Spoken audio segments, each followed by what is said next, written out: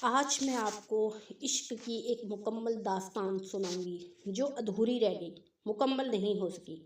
اس کی دلکش آنکھیں، لمبی لمبی پلکیں، موٹی موٹی آنکھیں جس کے اندر دیکھنے سے انسان کا دل ڈوبنے لگتا تھا۔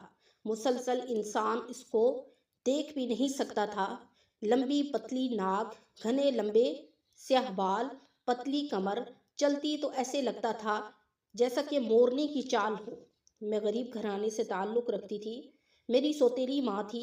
والد صاحب ہمارے بہت زیادہ غیر ذمہ دار تھے، کبھی وہ کام کرتے اور کبھی نہ کرتے۔ میری والدہ بچپن میں ہی انتقال کر گئی تھی۔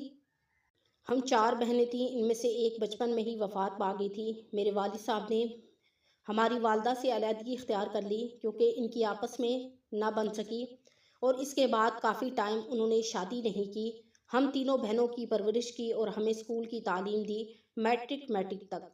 جب ہم جوان ہو گئی تو انہوں نے ہم سے پوچھا کہ کیا اب میں شادی کر سکتا ہوں، تو ہم نے انہیں اجازت دے دی کہ ٹھیک ہے آپ شادی کر لیں تاکہ آپ کی باقی کی زندگی اب آرام سے گزر سکے۔ ہم جب جوان ہو گئیں، باری باری دونوں بہنوں کی شادیاں ہو گئی، اور اب میری شادی ہونے والی تھی کہ میرا ایک رشتہ آیا جس کا نام احسن تھا۔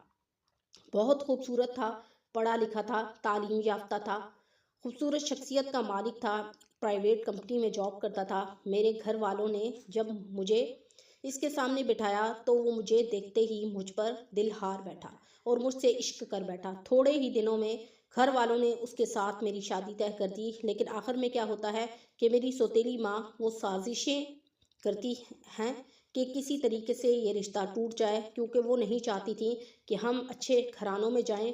وہ احسن کے گھر جاتی ہے اور ان کے گھر میں طرح طرح کے نقص نکالتی ہے۔ ان کے ماں باپ بہت بوڑھے تھے، والد صاحب تقریباً معذور تھے۔ میری سوتیلی ماں ان کے گھر میں جاتی ہیں اور ان کو بہت برا بھلا کہتی ہیں اور واپس آ جاتی ہیں، اور اپنے گھر آ کر میرے والد صاحب کو بہکاتی ہیں کہ یہ رشتہ تمہاری بیٹی کے حق میں ٹھیک نہیں ہے، یہ لوگ بہت برے ہیں، تم اپنی بیٹی کا رشتہ یہاں پر نہ دو۔ میرے والد صاحب اپنی بیوی کی کوئی بھی بات نہیں ٹالتے تھے، اگرچہ انہوں نے ایسا ہی کیا۔ میرا رشتہ احسن کے ساتھ ختم کر دیا، اور میں نے احسن کو پہلی دفعہ دیکھا تھا۔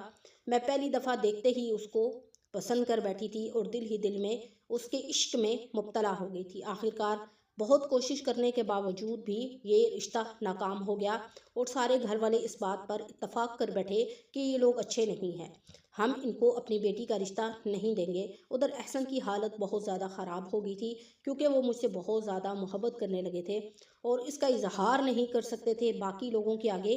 ایک دن انہیں میرا نمبر کہیں سے مل گیا، انہوں نے مجھ سے فون پر رابطہ کیا کہ میں تم سے شادی کرنا چاہتا ہوں، پلیز تم کوئی کوشش کرو، اپنے گھر والوں کو مناؤ تاکہ ہم دونوں کی شادی ہو سکے، میں تمہیں بہت خوش رکھوں گا۔ میں نے اپنی سوتیلی ماں کے آگے اور گھر والوں کے آگے بہت بھیک مانگی، لیکن کوئی بھی ہمارے حق میں تیار نہیں تھا۔ ہمیں ہماری دادی جان نے پالا تھا، دادی جان بھی وفات پا چکی تھی، اگرچہ وہ ہم تینوں بہنوں کے حق میں خیرخواہ تھیں۔ جب بھی کوئی بات ہوتی تھی تو وہ ہمیشہ ہماری ہی سائڈ لیتی تھی، ہمارا دفاع کرتی تھی، ہمارے والد صاحب کو سمجھاتی تھی کہ ان کی والدہ نہیں ہے، تم ان کے ساتھ برا سلوک نہ کیا کرو۔ اپنی بیوی کی باتوں میں آ کر اگرچہ ہمارا رشتہ ٹوٹ گیا، کچھ دن گزرنے کے بعد میرا ایک دوسرا رشتہ آیا، لیکن میری دماغی کیفیت اتنی خراب تھی کہ آج تک میں احسن کو اپنے دماغ سے نہیں نکال پائی تھی۔ وہ میرے دماغ میں ہر وقت رہتا تھا، مجھے ہر طرف دکھائی دیتا تھا، اگرچہ جو دوسرا رشتہ میرا ہو رہا تھا سب کو پسند آ گیا، وہاں پر میرا رشتہ ہو گیا، وہاں پر میں خوش نہیں تھی، لیکن پھر بھی مجھے زندگی گزارنی پڑی، مگر کرتی تو بھی کیا کرتی، مجھے ان تمام لوگوں کے ساتھ رہنا تھا۔ تو یہ تھی میرے عشق کی ادھوری داستان جو میں نے آپ کو سنائی۔ ویڈیو اچھی لگی ہو تو میرے چینل کو لائک کریں، شیئر کریں، سبسکرائب کریں۔ السلام علیکم ورحمۃ اللہ۔